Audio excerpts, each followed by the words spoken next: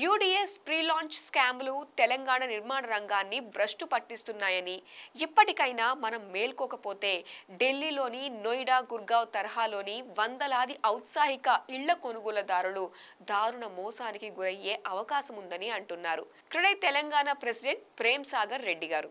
ఆయన real estate గురు editor king Johnson Koyyada గారికి ఇచ్చిన స్పెషల్ ఇంటర్వ్యూలో CREDAI builder code of conduct ను తూచా తప్పకుండా పాటించాలని పిలుపునిచ్చారు. మరి ఆయనతో రియల్ ఎస్టేట్ గురు జరిపిన ఎక్స్క్లూజివ్ ఇంటర్వ్యూ హైలైట్స్ ఇప్పుడు చూద్దాం. పూర్తి ఇంటర్వ్యూ కోసం మీరు డిజిటల్ మీడియాలో రెజ్ టీవీలో చూడండి.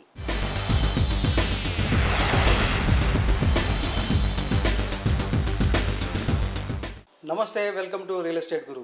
ఈరోజు మనతో పాటు ఉన్నారు క్రెడై తెలంగాణ ప్రెసిడెంట్ ప్రేమ్ సాగర్ రెడ్డి గారు. మరి తెలంగాణ రాష్ట్రంలో కొత్త ప్రభుత్వం ఏర్పడిన నేపథ్యంలో రియల్ ఎస్టేట్ మార్కెట్ పరిస్థితులు ఎలా ఉన్నాయి, సేల్స్ ఎలా జరుగుతున్నాయి, ఓవరాల్గా మార్కెట్ కండిషన్స్ ఎలా ఉన్నాయో ఎక్స్పర్ట్ అయిన ప్రేమ్ సాగర్ రెడ్డి గారిని అడిగి తెలుసుకుందాం. Hello sir. హలో సార్, ఎలా ఉన్నారు? బాగున్నానండి, మీరు ఎలా ఉన్నారు? Fine sir. లాస్ట్ 2-3 ఇయర్స్ నుంచి గమనిస్తే కనుక హైదరాబాద్లో కానీ తెలంగాణలో కొన్ని మేజర్ సిటీస్లో కానీ ఒక రకమైన ప్రీ లాంచెస్ ట్రెండ్ బాగా కనిపిస్తుంది. ప్రీ లాంచెస్ కానీ, యూడిఎస్ కానీ, లేకుంటే రెంటల్ స్కీమ్స్ కానీ, ఇట్లాంటి స్కీమ్స్ చాలా కనిపిస్తున్నాయి. దానివల్ల కొత్త కొత్త బిల్డర్స్ కూడా మార్కెట్లోకి వస్తున్నారు. సో ఆ ప్రీ లాంచెస్, ఈ యూడిఎస్ స్కీమ్స్ మార్కెట్ని మనకి బెనిఫిట్ చేస్తున్నాయా, నష్టపరుస్తున్నాయా? లేదండి, ప్రీ లాంచ్ సేల్స్ అనేది డెఫినెట్గా దాంతో నష్టపోయేవాడు హోమ్ బయర్, ఎండ్ యూజరే నష్టపోతాడు. అదొకటి మనం ఫస్ట్ మీరు చూడండి. మనం ఏం ఆలోచన చేస్తున్నాం అంటే, ఇప్పుడు ఒక ప్రీ లాంచ్ సేల్ చేశాడు ఒక బిల్డర్ ఎవరన్నా, ఓకే సార్, అతను ఏమన్నా కొంత డబ్బు సంపాదిస్తున్నాడు కావచ్చు. ఇప్పుడు అసలు యాక్చువల్గా రెరా అనేది మన దగ్గర ఎందుకు వచ్చిందండి? Only because of all such things. మన హైదరాబాదే కానివ్వండి, ఢిల్లీయే కానివ్వండి, బాంబేనే కానివ్వండి, మీరు అక్కడికి పోతే అంత ప్రీ లాంచ్ సేల్స్ అంటే అడ్వాన్సులు తీసుకునడం, ఇయర్స్ టుగెదర్ 10 years అయినా దాన్ని స్టార్ట్ చేయకపోవడం, దాన్ని ఇంకొకక్కడ ఇన్వెస్ట్ చేయడం, అలా చేస్తూ పోతుంది. కాబట్టి రెనాను వచ్చింది. And as a president of CREDAI Telangana, నేను ఈ ప్రీ లాంచ్ సేల్ని I'm totally against that and we don't encourage such things. చాలా very nice to hear that you are against pre launch sales. But at the same time as a responsible CREDAI Telangana president, వీటికి అడ్డుకట్ట వేయడానికి మీరు ఏమైనా చర్యలు తీసుకోవడం కానీ, ఏదైనా ప్లాన్స్ కానీ ఉన్నాయండి? అదేనండి, ఇప్పుడు what we are trying to educate not only the home buyers, we are also trying to educate the builders కూడా చెప్తున్నాం. ఇప్పుడు సపోజ్ మా క్రెడై ఆర్గనైజేషన్ ఉంది, అందులో డిస్కషన్స్ స్టార్ట్ అయినాయి.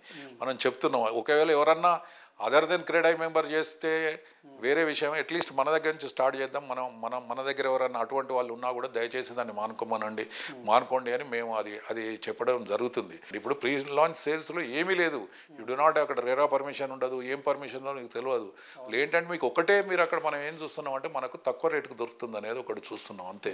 Don't go to any pre launch sales. దయచేసి వాళ్ళ దగ్గర కొనకండి, మీరు ఫైనల్గా నష్టపోయేది మీరే. ఈ ప్రీ లాంచ్ స్కామ్స్ కానీ, లేదా ప్రీ లాంచ్లో ఇల్లీగల్ కన్స్ట్రక్షన్స్ కానీ ఏ డిస్ట్రిక్ట్స్లో ఉన్నాయంట? అంటే హైదరాబాద్ తర్వాత మిగతా జిల్లాలలో తక్కువ, వరంగల్లో కొంత ఉంది. నేను చెప్తున్నా అంటే కొంచెం బిగ్ సిటీస్లో ఉన్నాయి. కరీంనగర్లో కొంత ఉంది, అయితే నిజామాబాద్లో కొంత ఉంది, మహబూబ్నగర్ కొంత ఉంది. జిల్లాలలో అన్ని జిల్లాలలో లేదు, కానీ కొన్ని జిల్లాస్కి రెస్ట్రిక్ట్. వీటికి అడ్డుకట్ట వేయాలంటే మనం గవర్నమెంట్ నుంచి ఏం ఎక్స్పెక్ట్ చేయాలి? మనం యాజ్ ఎ బిల్డర్స్గా మనం ఏం చేయాలి? సరే, ఇప్పుడు వీటన్నిటి కొరకు వచ్చిందే RERA.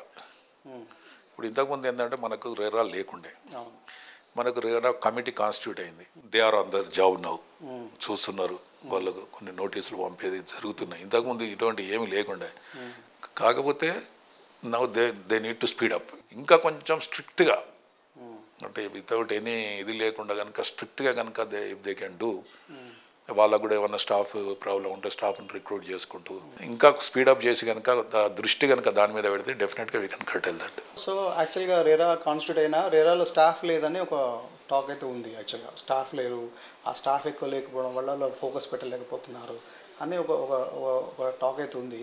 At the same time వాళ్ళు ఏంటంటే సోషల్ మీడియా మీద ఎక్కువ ఫోకస్ చేయట్లేదని నాకు అనిపిస్తుంది అనమాట. ఎందుకంటే ఇప్పుడు మనకి ప్రీ లాంచ్ సేల్స్ అయ్యేవి ఎక్కువ కూడా సోషల్ మీడియా ఆధారంగానే వస్తాయి.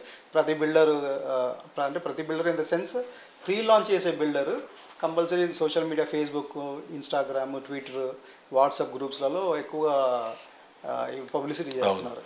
సో రెరా కనుక ఆ సోషల్ మీడియా మీద ఫోకస్ పెడితే కనుక చాలా మందిని పట్టుకోవచ్చు అని బిల్డర్స్ చాలా మంది అంటున్నారు. అవునండి, బట్ రెరా చేయలేకపోతుంది. They need to recruit the staff first. ఎందుకంటే కావాలి, అవసరం. ఇటువంటి వాటి కొరకు ఇవన్నీ చేయాలంటే డెఫినెట్గా స్టాఫ్ అవసరం. మీరు అన్నట్టు సోషల్ మీడియాని యూజ్ చేసుకోవాలి. Definitely if they can focus on social media.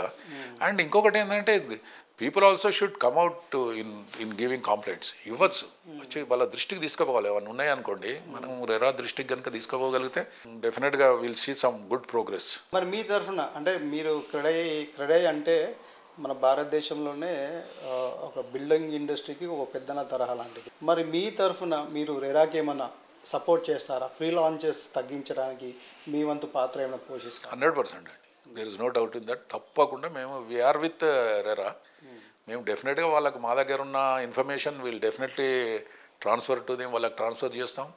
Even మేము అంటే we are planning to have some ఏమంటారు ప్రెస్ మీట్లు జిల్లాలలో కూడా పెట్టి at least first let us educate our home buyers also. First వాళ్ళకి చెప్పుదాం మనకు జరిగే నష్టం.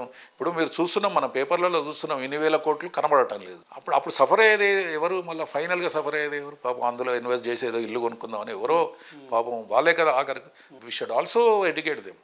డెఫినెట్గా మేము రెరాకు సపోర్ట్ చేస్తాం. మాకున్న ఇన్పుట్స్ అన్నీ వాళ్ళకి ఇస్తాం. అంటే ఇప్పుడు ప్రాబ్లం ఎక్కడ వస్తుందంటే లాస్ట్ 2-3 ఇయర్స్లో హైదరాబాద్ కానివ్వండి, వరంగల్ కానివ్వండి, Khammam, Karimnagar, you take any district or city, so rates అనేవి అంటే ఫ్లాట్ రేట్స్ అనేవి common man, middle class, above middle class మ్యాన్కి రీచ్ కాని స్టేజ్కి వెళ్ళిపోయాయి.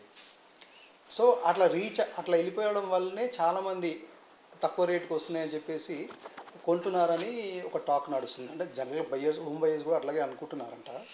సో మరి అట్లాంటి పరిస్థితుల్లో ఈ ఫ్లాట్ రేట్స్ అట్లా అబ్నార్మల్గా పెరిగిపోవడము ఎందుకు అట్లా పెరిగిపోయాయి అంటారు? సార్ 2 కారణాలండి.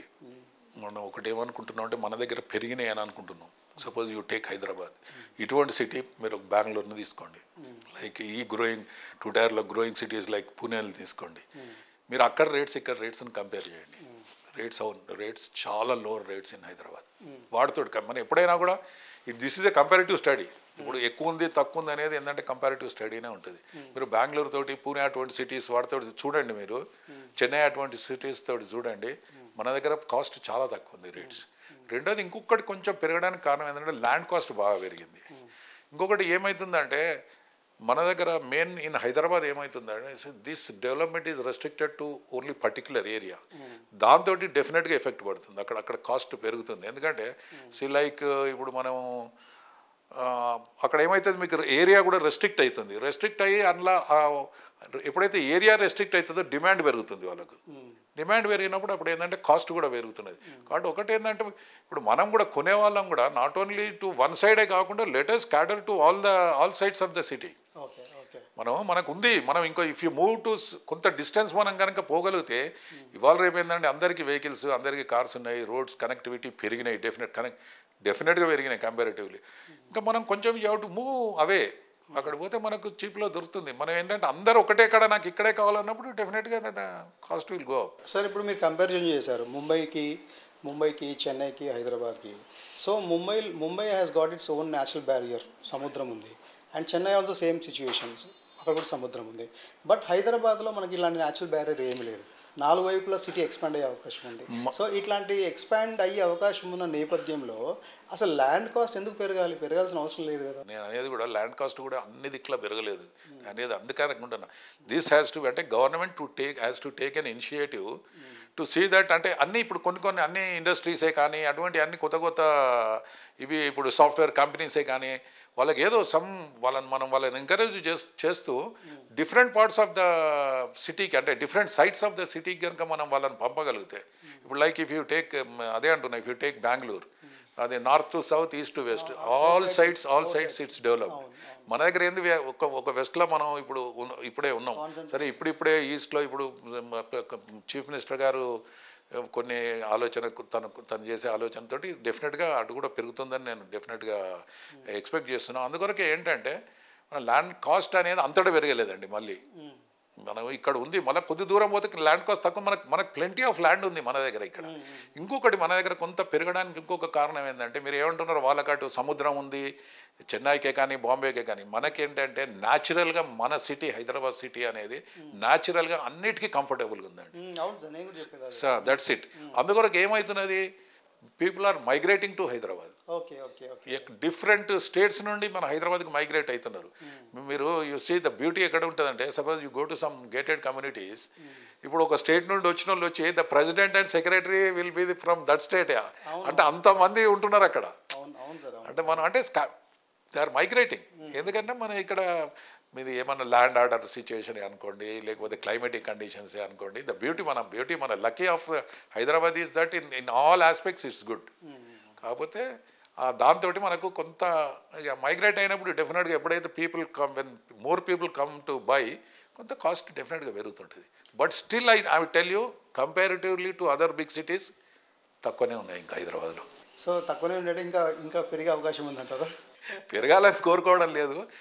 డెఫినెట్గా మనం ఇప్పుడు యాజ్ ఎ క్రెడాయి మేము ఎప్పుడు మా ఆలోచన ఏంటంటే ఒక best product at best rate మేము హోమ్ బయర్కి ఇవ్వాలనేదే మా ఆలోచన. Thank you so much sir. సంతోషం కలిగించే విషయం ఏంటంటే మీరు ప్రీ లాంచెస్ మీద చాలా అగేన్స్ట్ ఉన్నారు, చాలా స్ట్రాంగ్గా మీరు కండెమ్ చేస్తున్నారు. Thank you so much sir. Thanks for coming to our studio. Thank you.